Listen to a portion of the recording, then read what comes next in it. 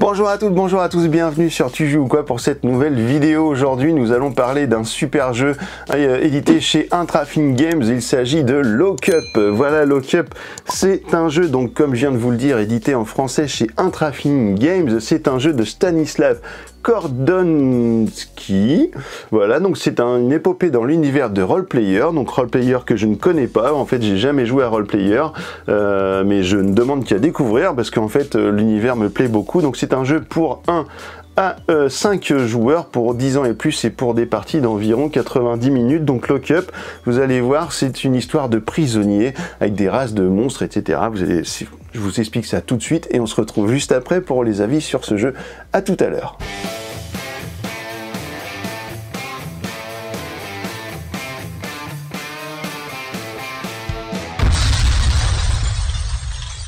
Voici le matériel de Lock Up. Donc ici nous avons un grand plateau qui sera recto verso. Vous aurez une indication juste ici dans le coin du nombre de joueurs correspondant à ce côté de plateau. Donc ici pour 1 à 2 joueurs et de l'autre côté pour 3 à 5 joueurs. Chaque joueur va prendre un plateau de joueurs, donc avec un personnage qui lui sera attribué. Donc ici une race, les kobolds, ici les gobelors. Vous allez prendre une petite réglette comme ceci. Vous allez insérer les petits cartons avec les différents visages de vos personnages. Donc ça va vous permettre de jouer face cachée en fait des autres joueurs. Donc vous allez les prendre et vous allez placer tous vos petits jetons comme ça face cachée des autres joueurs. Donc les joueurs ne verront que cette partie là en phase 2, donc ça c'est vraiment très bien pour cacher votre jeu. Donc là pour la vidéo je vous le montre, je vais pas vous m'en servir puisque évidemment en vue du dessus comme ça ce serait un peu compliqué de me servir de ça, mais du coup voilà, sachez qu'il y a ça dans le jeu pour que ce soit vraiment anonyme au niveau des petits pions. Vous allez prendre les 6 jetons correspondant à votre couleur, donc avec différentes valeurs qui vont de 2, 3, 4 et 5. Vous aurez un personnage avec un petit point dont la force, la valeur va dépendre du nombre de cubes rouges que vous aurez ici en force. Donc votre point ici correspondra à votre nombre de cubes rouges, donc ça c'est important. Et ici un personnage qui n'a aucune valeur, qui a une valeur de 0, mais qui a par contre un œil. Je vais vous expliquer après à quoi ça correspond, mais en gros ce personnage là c'est le guetteur et lui il va vous permettre d'éviter d'avoir des suspicions, on y reviendra juste après. Ces fameuses suspicions dont je vous parle, eh bien elles iront ici, ce seront des petits cubes gris comme ceci, voilà, des petits gris translucides que vous allez placer ici lorsque vous allez en avoir. Je vous expliquerai le fonctionnement juste après. Donc le joueur rouge va en faire exactement de même. Donc tous les joueurs partent avec des personnages différents, mais le jeu est complètement symétrique puisque vous aurez à chaque fois les personnages de valeur 2, 3, 4 et 5, le guetteur et le combattant avec sa force déterminée par le nombre de cubes rouges. Ici vous allez avoir des cartes livres. Alors les cartes livres sont des cartes avec des petits pouvoirs immédiats généralement, et donc vous allez pouvoir vous en servir à différents moments de la partie, donc ça c'est très utile de les avoir. Ici les objets que vous allez pouvoir acquérir qui seront juste ici. Alors quand vous jouez sur l'autre côté du plateau, à chaque fois vous aurez plus d'emplacements puisqu'en fait c'est toujours le nombre de joueurs plus 1 objet. Donc voilà, vous allez avoir ici les cartes différentes avec les brigands. Alors je vous ai mis ici de côté les différentes races de brigands pour vous les faire voir un petit peu. Donc ici vous allez avoir les bandits. Alors leur particularité à eux, c'est qu'ils vont vous rapporter des points la plupart du temps. Ici les écorcheurs, c'est pareil. Les démons vous rapporteront des points quant à eux par rapport à un certain nombre de badges que vous pourrez retrouver dans le haut à gauche de certaines cartes. Je vais vous faire voir ça juste après. Ici les ratons, eh bien ce seront le nombre de cartes ratons que vous aurez dans votre main à la fin qui déterminera le nombre de points. Donc si vous en avez qu'une, eh ben, ce sera moins 3 points. Si vous en avez 2, ce sera 1 point. 3, ce sera 6 points, etc. Mais par contre, si vous en avez 5, eh bien, ce sera 25 points. Donc là, c'est très intéressant. Les nains, eh bien c'est pareil, plus vous allez avoir de nains, plus vous allez avoir de points. Ici, vous allez avoir les cultistes qui vous donneront des points de réputation, hein. Tout ce qui est étoile, je vous dis des points de victoire, mais ça s'appelle des points de réputation. Donc à chaque fois, vous allez avoir des points de réputation par rapport à une condition bien particulière. Et également les hobgoblins, ce sera exactement la même chose. Pendant qu'on y est, on va décrypter un peu comment se passe une carte de brigand. Eh bien, vous avez l'illustration, voilà, qui est super cool, mais qui sert pas à grand grand chose en soi. Ici en bas vous allez avoir le gain en fin de partie de votre carte bandit, en l'occurrence pour celui-ci. Donc les 3 points vous ne les ajouterez pas aussitôt, vous les ajouterez à la fin de la partie. Tout ce qui sera placé en haut à gauche de la carte, ce sera des gains immédiats. Donc par exemple ici vous gagnerez un cube bleu si vous arrivez à récupérer cet écorcheur. Ici vous gagnerez un bouclier vert. Alors c'est pas des boucliers, je sais plus comment ils appellent ça, des gemmes je crois. Ici ce sera le bouclier, ici un cube d'or, et voilà. Donc alors les cubes ont des noms, je vous avoue qu'en fait c'est un peu chiant leur nom je trouve, parce qu'en fait il y a des fois ils appellent ça par le nom de la ressource, mais les 3/4 du temps c'est juste le symbole du cube. Donc nous on va se dire que c'est des cubes de couleur, et si vous voulez savoir vraiment les noms, bah, vous irez les voir dans la notice. Donc vous allez placer une carte brigand dans chaque emplacement qui est sur le plateau. Les cartes objets, bah, vous allez en mettre 3 puisque vous jouez à 2, et ici on va regarder aussi la composition d'une carte objet. Donc par exemple ici vous allez avoir le nombre de points que cette carte objet va vous rapporter, l'illustration, et ici ce qu'il va falloir payer. Donc pour obtenir cet objet il va falloir payer 2 cubes verts, 2 cubes bleus et 1 cube gris. À savoir ici également que votre carte objet vous ramène un gemme, je crois que c'est ça, hein, le petit espèce de bouclier à vert. Donc ça je crois que c'est un gemme. En fait il y a 3 types, vous les avez ici, le bouclier, le truc vert et le truc bleu, on va dire. Voilà, comme ça tout le monde est content. Ici ce qui est intéressant par exemple aussi, c'est que cette carte vous rapporte un emplacement de stockage de ressources supplémentaires, puisque les ressources que vous allez récupérer au fur et à mesure du jeu, vous allez les stocker juste ici dans vos emplacements, et grâce à une carte comme celle-ci que vous mettrez à côté dans la section objet, eh bien vous allez avoir la possibilité de stocker une ressource supplémentaire par rapport aux 5 de base. Donc ça c'est très intéressant, et plus vous en avez, plus vous pouvez en stocker. Les cartes brigands seront à stocker juste ici, comme ceci, dans la continuité de votre plateau de jeu.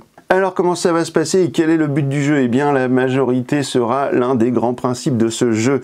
Voilà, à chaque fois vous allez placer des pions, un certain nombre de pions face visible, un certain nombre face cachée, suivant si vous êtes 2 joueurs ou plus. À 2 joueurs vous aurez le droit de placer 3 pions face cachée, au-delà de 2 joueurs ce sera que seulement 2 pions face cachée. Donc ça vous permettra de dissimuler quelques valeurs dans certains lieux, à savoir que vous avez différents lieux comme le gymnase, les égouts, l'infirmerie, la forge, l'intendance, le réfectoire, les cellules et la bibliothèque.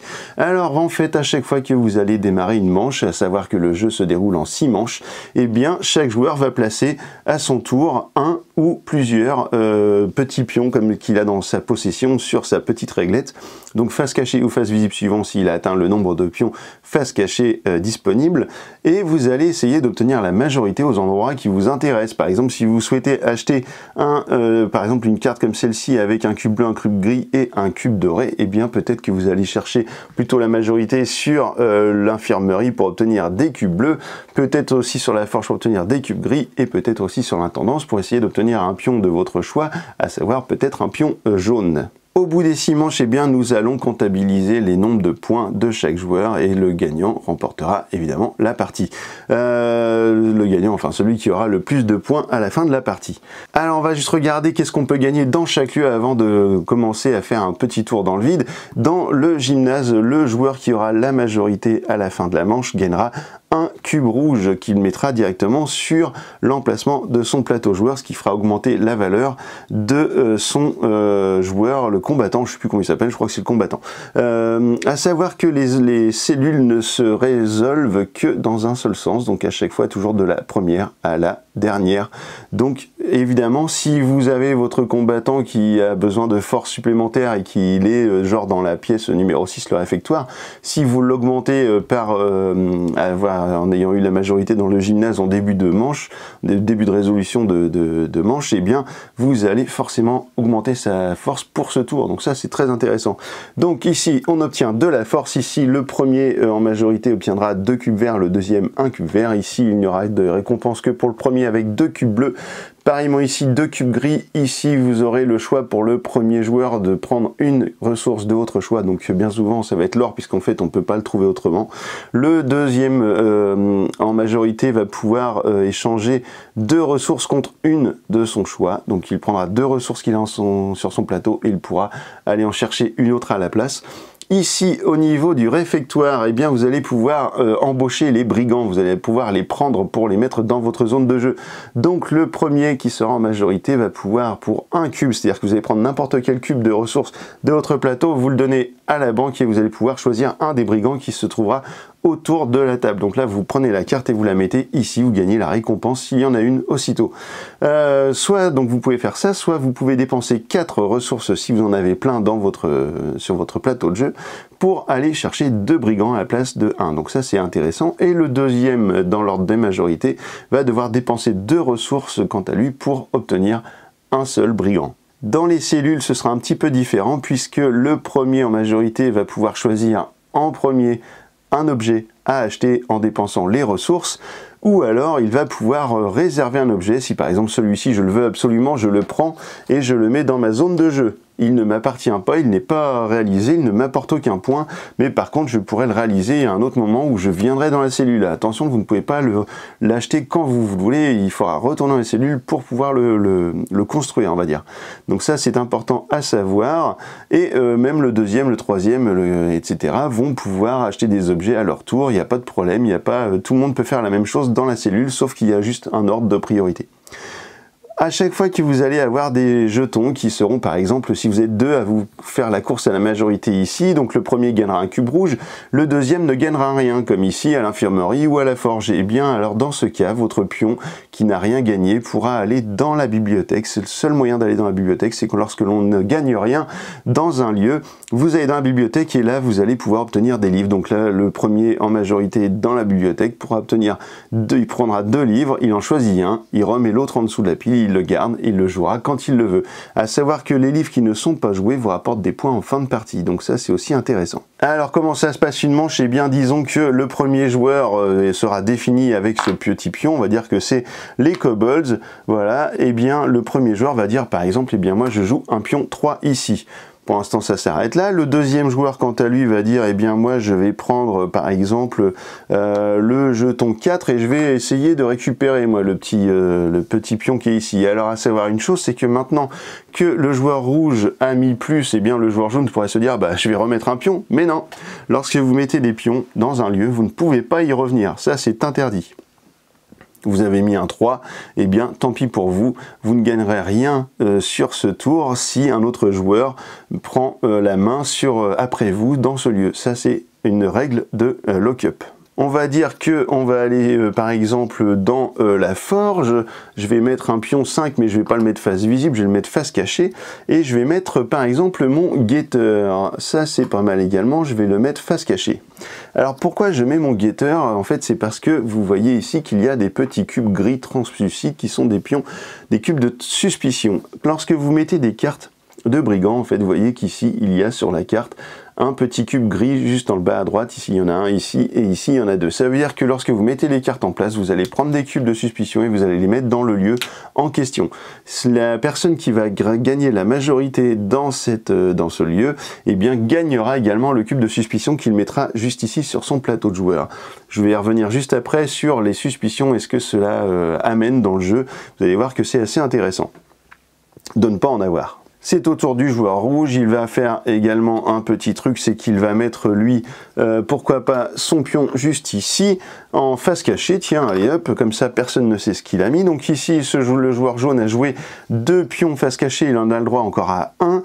Il va mettre par exemple ici dans la cellule, hop, on va faire ça, et puis on va aller plus vite, hein, on va mettre par exemple ça, on va mettre ça... ici avec ça et puis ensuite on va faire ça. Alors là je fais un petit peu dans le désordre mais c'est pas grave, c'est histoire de dire. Alors vous avez la possibilité également de passer si vous le souhaitez. Vous pouvez très bien ne pas jouer un dernier pion si vous ne voulez pas le jouer, vous pouvez passer et puis ça s'arrête là. Donc on va faire ça comme ça, on va résoudre maintenant la manche et on va voir ce qui se passe. Alors ici la majorité est obtenue par le joueur rouge qui va gagner immédiatement un cube rouge qu'il va mettre sur son plateau de joueur. Donc son combattant avec le point comme symbole va maintenant avoir 2 cubes de points au lieu de 1 sur son plateau. Donc là on va rendre les pions à chaque joueur, mais également ce qui est important à savoir dans le gymnase, que je ne vous ai pas encore dit, c'est que vous allez gagner également le pion premier joueur. Donc ce n'est plus le joueur jaune qui sera premier joueur, mais ce sera le joueur rouge. Le pion premier joueur ne passe pas de main en main à la fin de chaque manche, il est seulement à gagner sur le gymnase. À savoir que le pion premier joueur vous rapporte également des points à la fin de la partie. On arrive sur les égouts, donc le lieu numéro 2, le joueur rouge est le seul présent ici, donc pas de problème, il va gagner, hop, 2 petits cubes verts qu'il va mettre ici dans sa zone de jeu. Alors une chose sur les nombres de ressources que vous pouvez stocker, je vous ai dit que vous en pouviez en stocker que 5 maximum, mais en fait vous ne pouvez en stocker que 5 à la fin de votre action, donc si vous voulez en avoir plus et que vous devez par exemple acheter une carte, eh bien vous pouvez stocker et puis à la fin de la manche, dans la phase de résolution, en fait, eh bien il va falloir limiter votre nombre.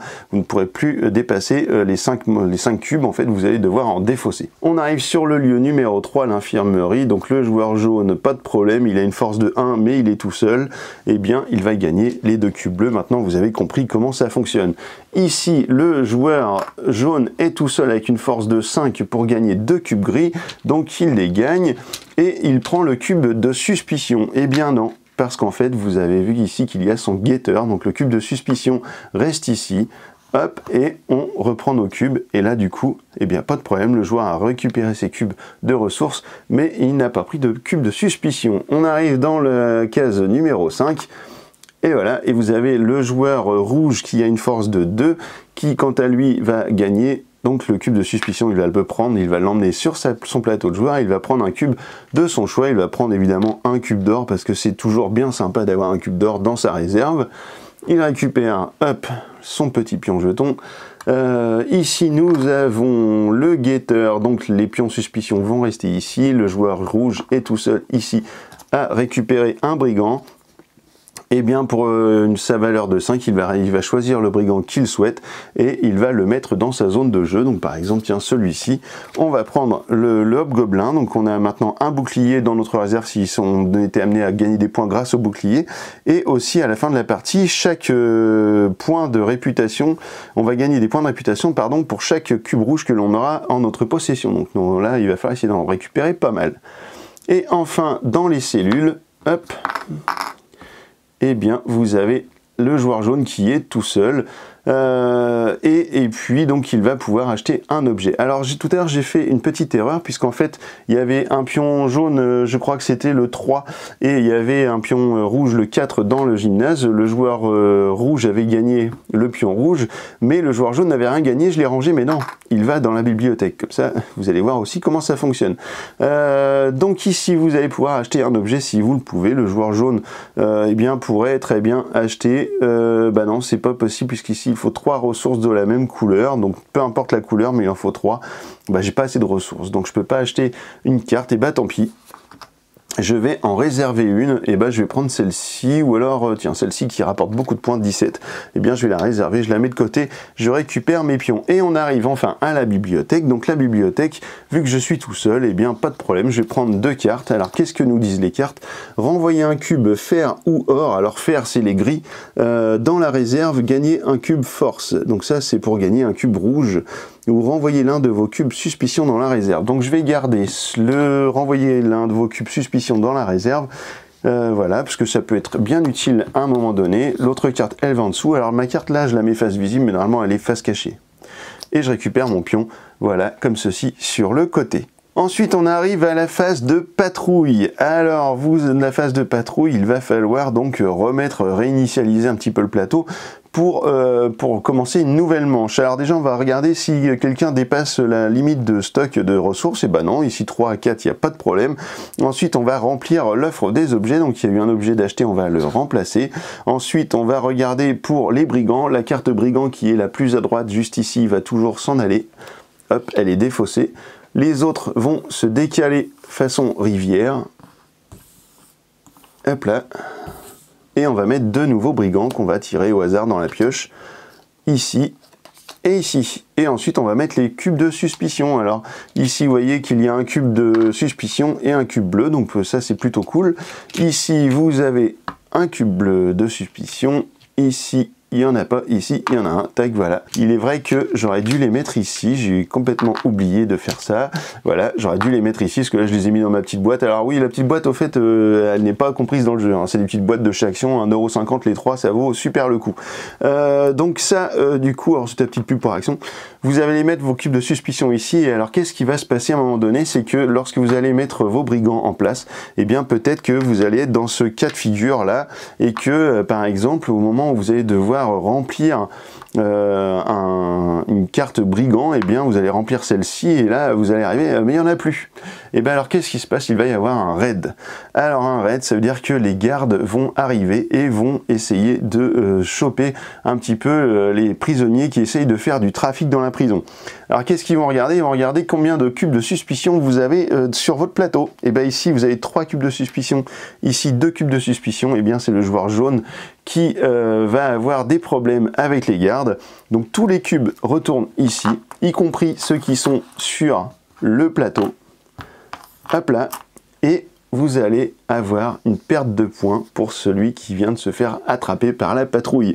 Et bien du coup vous allez avoir 6 points de moins pour le joueur jaune. Et ouais, 6 points, c'est une grosse punition, à savoir que au-delà de joueurs, eh bien c'est 8 points, ce n'est pas 6.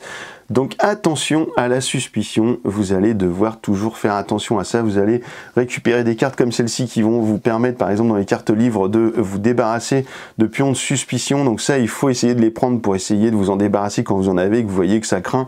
Parce que évidemment, le premier tour, ça craint pas trop, mais alors je peux vous assurer que dès le deuxième, troisième tour, ça va commencer à arriver les trucs de raid, et vous en avez un peu à chaque tour après. Donc là, vous allez ensuite, une fois que vous avez fait ça, avancer le pion pour avancer sur la prochaine manche, et puis une fois que vous avez tout remis les cubes de suspicion après un raid, et bien vous allez recharger à nouveau les salles comme elles doivent être pour commencer la partie. Donc ici vous allez avoir un pion de suspicion ici, un ici et un ici, voilà, vous enlevez tout et vous remettez. Voilà, c'est comme ça que ça se passe pour refaire un plateau clean, un plateau propre avec les bonnes suspicions correspondant aux bons brigands dans les différentes cellules. Alors toute cette phase-là, vous n'allez pas la faire lors de la manche numéro 6, mais par contre vous aurez un ultime raid, c'est-à-dire que lorsque vous aurez terminé la manche numéro 6, eh bien vous aurez forcément un raid. Voilà, c'est comme ça, il n'y a pas photo, il n'y a pas de négociation, il y a un raid. Donc celui qui a le plus de pions suspicion sur son plateau à la fin de la 6e manche,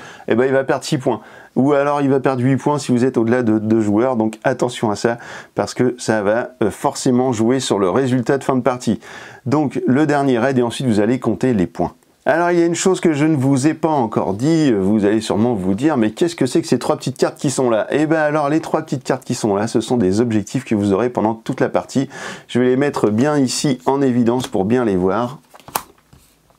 Alors vous en avez plusieurs de chaque type, hein, et donc vous allez pouvoir les mélanger en début de partie et les placer sur le côté. Alors vous avez des cartes comme celle-ci qui seront marquées immédiats, donc ça ce sont des objectifs immédiats. À partir d'un moment, du moment où un joueur remplit l'objectif, remplit la condition, il est en capacité de dire, eh bien moi je remplis cet objectif, je le prends tout de suite. Par exemple, être le premier joueur à avoir 3 cubes d'or. Donc dès que vous êtes premier joueur à avoir 3 cubes d'or, paf, vous dites, ben moi je les ai, je la prends, je la mets dans ma zone de jeu, et voilà. Et donc qu'est-ce que ça fait? Et ben ça fait que je gagne 6 points que je gagnerai à la fin de la partie. Je les mettrai que à ce moment-là, mais par contre je les gagne, voilà, et ça je peux pas les perdre. Le leader, alors le leader, c'est prenez cette carte si vous avez actuellement le plus de trésors boucliers, donc les cartes avec des boucliers comme ceci. Donc là, dans le cas de figure qui est ici, le joueur rouge peut dire d'ores et déjà, je prends la carte leader puisque je suis le leader en bouclier rouge. Sauf que si le joueur jaune ou tout autre joueur dans une partie à plus dépasse la quantité de boucliers du joueur rouge, eh bien il lui dit, bah, donne-moi la carte parce que maintenant c'est moi le leader sur les boucliers, donc s'il te plaît tu me donnes la carte tout de suite et puis c'est moi qui marquerai les points. Et vous allez comme ça pouvoir vous passer la carte de joueur en joueur, et évidemment le dernier joueur à l'avoir à la fin de la partie, eh bien gagnera les 8 points par exemple de cette carte. Et à la fin de la partie, on va regarder également qui à la fin de la partie avoir le plus d'objets ayant un fer dans son coût. Si vous achetez des objets et qu'à chaque fois vous avez des fers demandés dans la réserve, dans le coût de la carte, eh bien vous allez obtenir des points, peut-être vous allez en tout cas dans le choix final pour gagner cette carte. Donc le premier joueur gagnera 8 points et le deuxième à avoir des cartes avec des pierres grises va gagner 4 points.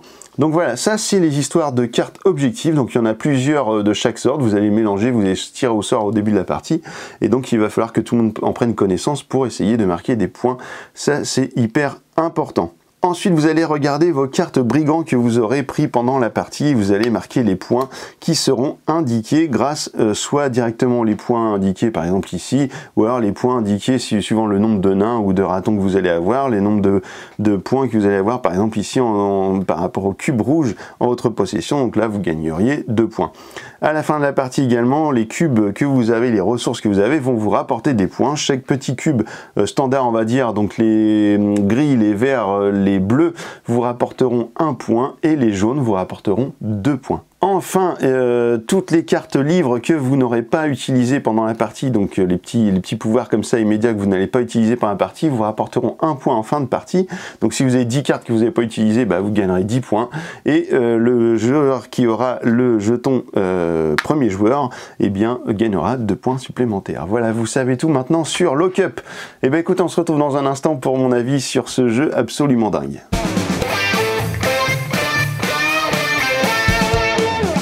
Et bien voilà, vous savez tout maintenant sur Lock Up. Alors qu'est-ce que j'en ai pensé? Ben en fait, moi c'est tout à fait le genre de jeu qui me fait kiffer.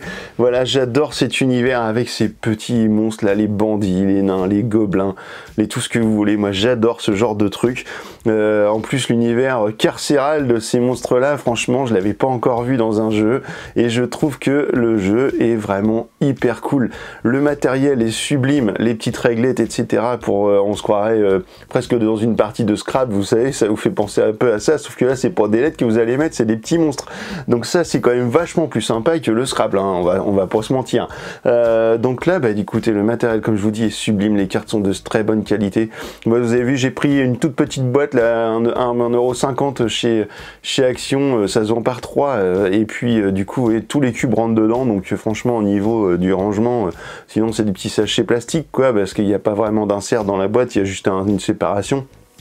Mais du coup au niveau du matériel, donc c'est super, la mécanique franchement c'est hyper simple, une fois que vous avez une bonne explication de qu'est-ce que vous pouvez faire dans chaque lieu, et puis voilà les petites règles qui vous interdisent quelques trucs un peu de base, comme par exemple évidemment le fait de ne pas pouvoir réenchérir dans une salle, donc il y a bien réfléchir à ce que vous allez mettre. Évidemment le premier joueur à chaque fois à jouer a une importance, et voilà, peut-être qu'il peut se faire griller la place parce que il est le premier à miser sur un endroit, donc il faut surveiller aussi ce que les autres veulent normalement en cube, puisque si vous les voyez prendre des cartes, réserver des cartes d'objets par exemple, bon bah ça révèle quand même un petit peu sur quoi ils vont aller derrière lutter pour essayer de récupérer des cubes. Donc vraiment la mécanique du jeu elle est super, et puis c'est stratégique, il faut vraiment réfléchir, il va falloir essayer d'aller choper les brigands. Vous aurez parfois des objectifs qui vous disent, et ben en fait il va falloir 4 brigands différents, donc ça c'est cool aussi. Alors nous on n'y a joué qu'à 2, alors franchement c'est un jeu, j'ai pas eu l'occasion d'y jouer à plus que 2, c'est pas facile souvent de réunir des gens voilà, avec nos métiers etc, c'est pas simple, mais franchement c'est un jeu que j'ai très envie de jouer à plusieurs, parce que à 4 je trouve que ça doit être juste super, et à 5 bon peut-être un peu trop 5, mais 4 je pense que c'est vraiment chouette. Et puis en plus au-delà de 4 je pense que c'est compliqué pour arriver à cacher correctement vos petits pions sur les présentoirs quoi. Voilà, donc en fait Lock Up, moi c'est un vrai plaisir. J'ai toujours un vrai bonheur à jouer aux jeux de chez Intrafin Games. En fait je pense que c'est vraiment mon éditeur qui me convient le plus en termes d'univers de jeu, en termes de difficulté, en termes de matériel, en termes d'envie de rejouer. Voilà, souvent les jeux d'Intrafin, j'ai toujours envie d'y rejouer avec DEI, avec Barrage, avec... alors souvent c'est des jeux qui font peur aux gens, mais parce qu'ils sont... il y a beaucoup de choses, ils paraissent compliqués. Alors je vous le dis pas, dans quelques temps il y a Hybris pardon, qui va sortir. J'espère que je vais pouvoir vous le présenter, parce que... Et puis il y a un gros truc aussi, là j'ai perdu le nom. Voilà, il y a des grosses choses à sortir de chez Intrafine très bientôt, donc j'espère que je vais pouvoir les présenter. Mais vraiment c'est un vrai bonheur de jouer aux jeux de chez Intrafine Games. Il y a comme ça un truc qui nous lie, je sais pas quoi. En plus ils sont adorables, c'est vraiment une équipe que j'adore, donc c'est des gens qui sont d'une gentillesse dingue.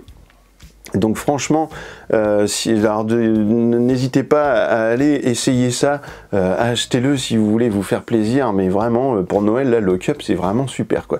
Donc bah écoutez, je veux pas jouer les marchands de tapis non plus parce que c'est pas mon but, hein. Moi je suis pas là pour vous vendre des jeux, mais juste que pour vous dire quand vraiment je trouve que ça vaut le coup et puis que c'est intéressant à jouer quoi. Donc voilà, donc Lock Up pour moi c'est une valeur sûre. Si vous aimez un peu ces univers là, bah en fait vous allez forcément kiffer. Donc Lock Up, voilà, maintenant que vous savez tout sur Lock Up, et ben alors, tu joues quoi.